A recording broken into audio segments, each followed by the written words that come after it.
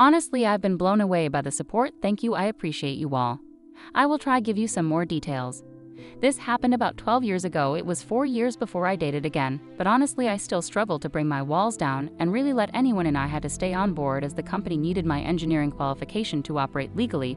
They had no one to cover for me. They really did try to. I'll finish with a good note. While sitting on the stern for hours, it was followed by something glorious that got me through. Maybe it was my guardian angel, maybe divine intervention, call it whatever you want, but it was amazing. I had finished my inspection rounds, which was usually around 2 a.m., sitting there wanting to jump as I felt like my whole life had already ended. I was just there for the ride. I must have entered a trance-like state as the next thing I looked up from the rushing water to see the sun just starting to peek over the horizon, showing one of the best sunrises I had ever seen. Dolphins were hanging around below me, seabirds were cruising, and I don't know exactly what it was, but the whole combination just made me feel like nature was there for me, but she also didn't want me to join her.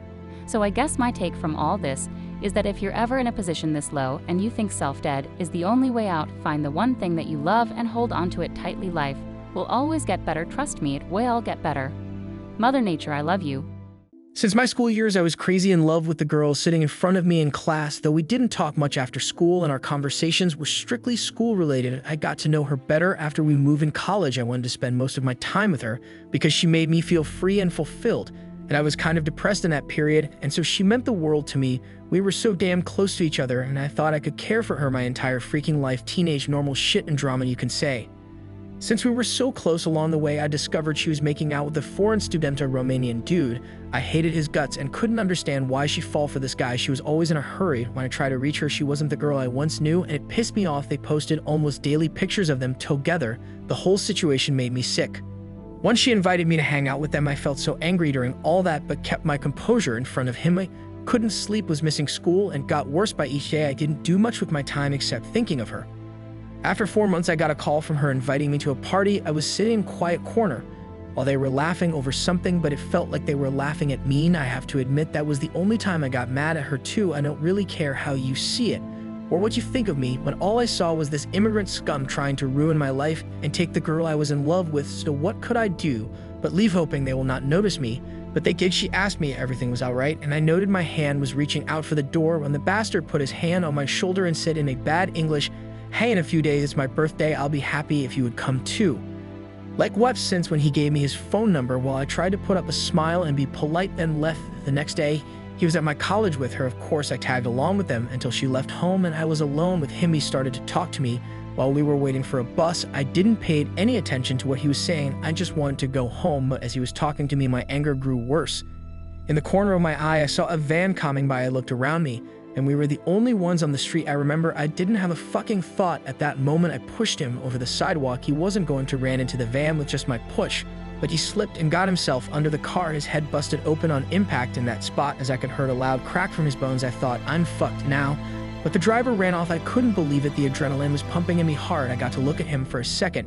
He was still alive, grunting heavily. I got the hell out of there as fast as I could, then started to walk normal. When I saw people on the street, I was waiting fearfully at home, expecting the cops to come get me. It never happened. I committed myself for the next few days to go to school as normal and try to avoid being suspicious. After 2 days, I saw her coming to me, crying, telling me his mother called to say he died in a car accident. She was devastated, but I got her in my arms and held her as tight as I could relieve. From that moment onward, she and I got really close, and I just love her without any reservation or fear. Ironically now, as I think about it, it was the bastard's birthday that exact day she told me the news. 12 years passed since then, and we are together engaged, though luck filth. My 28M ex-girlfriend, 27F's sister, 22F, is still living with me over a year after breakup. I was with my ex-girlfriend, let's call her Sarah, from secondary school. We've been together for 10 years and we're working hard to save up and get married. We were working in different cities about 70 miles apart, but I would get the train every weekend to be with her. Anyway, when her sister, let's call her Kitty, applied to university in my city, she lived in halls for the first year, but couldn't really afford a place to live in a decent location. So I said that she could come and live with me rent-free. It wasn't weird at all. I'd known her since she was 9. It made everything more manageable for her family. Everything was okay for about a year, even nice. She was tidy, pretty much kept to herself, had a few friends over, but didn't party or bring boyfriends home while I was there. I assume she did at weekends when I was away. Just over a year and a half ago, Sarah told me she'd been cheating on me in a massive way. She had been in a relationship with another guy for about 3 months, and had been living in his house, only coming back to the flat at weekends when I was coming down to visit. She decided that she wanted to live with him openly and was tired of lying to me. She admitted that most weekends she would find time to go back and have sex with him if there was an opportunity to. It was a horrible shock, and I felt completely numb for weeks. Katie was busy with university and was unbelievably nice about the whole thing. She stayed out of my way and got on with her studies, didn't bring friends or boyfriends home. She finished her degree. I assumed that she would move on and move out, but she got a job at the university admin department and is still living here. It's not awkward for me in terms of living with her, but it's really difficult to explain to friends, and it's still a little painful because she looks a lot like Sarah. I don't feel comfortable saying to women that I live with my cheating ex-girlfriend's little sister, but I can't exactly tell her to find somewhere else because none of this is really her fault. Girlfriend I was obsessed with came out as lesbian and left me. This was the third instance of this happening to me. My 26M girlfriend, 24F, broke up with me because she has realized she's a lesbian. This is the third time this has happened to me. So I, 26M, have been dating this girl, 24F, for just about 2 months. We were head over heels in love with each other. I gave her everything I could and she gave it right back as well. We did everything from weekly date nights to cooking meals together, and even had a few trips later in the year planned with each other that we were both super excited for.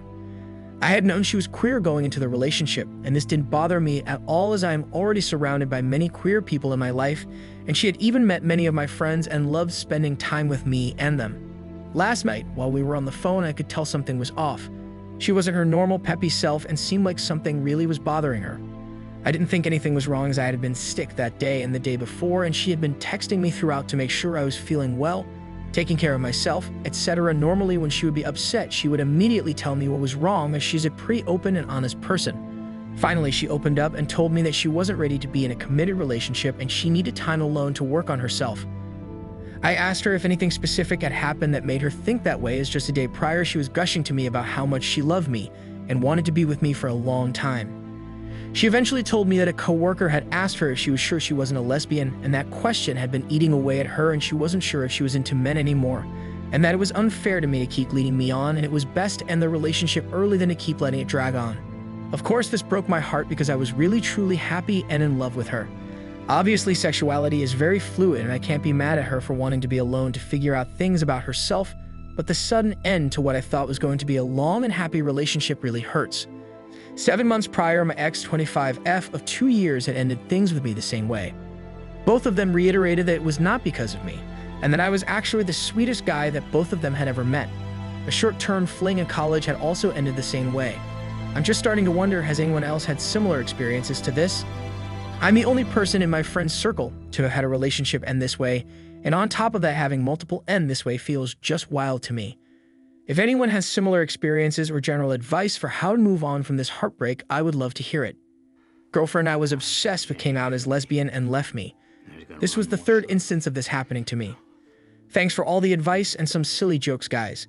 Definitely some of your posts have been super introspective for me. I do realize now I definitely have a type. The most important thing for me going forward is going to have to be to slow down and just keep trying until I find that person who is compatible long term. Probably should have also mentioned that the 2 most recent breakups were people I met on dating websites, so perhaps that may be a factor as well. Truly appreciate all the attention this got, and everyone's feedback has truly made me feel better about myself and this situation.